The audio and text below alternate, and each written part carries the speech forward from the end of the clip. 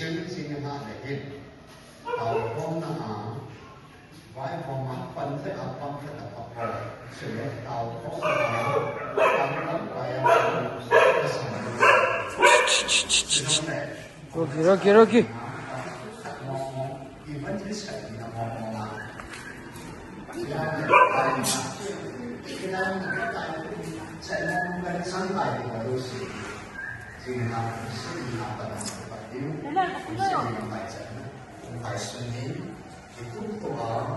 Còn bật thì mình thấy những người bé, là đúng là thiên đa là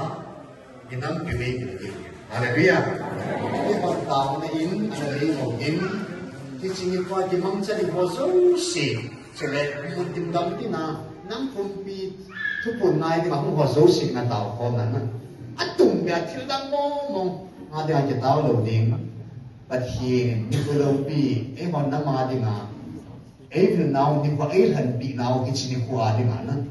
cho nên mình sao qua đi mà cái tốt ta này này điều hiện cũng sẽ kiến cái phần đầu tiên tao này thì mình sao thì mà cái tao cái size riêng thì này na 7 to 7:30 cái chế riêng là hàng dùng đấy và cái mình na mình đâu xí bằng cái tiệm lâu vào đây tại na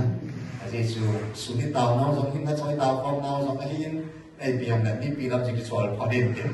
mà cũng là đó là còn tất cả các giải lệ như các bé tạo cái gì thì cái tạo để ai tạo tạo nó cái các giải lệ như bé tạo là cái gì để cái tạo ai tạo cái thằng nó hạt để ai chứ còn nó hạt là cái này mình không có anh nói là cái không như cái món ai tạo cái tạo là chứ còn tất cả cái này lệ tạo nó cái gì là cũng để cái sự hạn trong những cái tiền bắt bài sẽ bảo mình nào bảo nghe rồi bài mà nắm số mà ama din kia thì đi không được ama tiền đồ làm sao như vậy cái hết rồi thì ama bộ bị bắt bài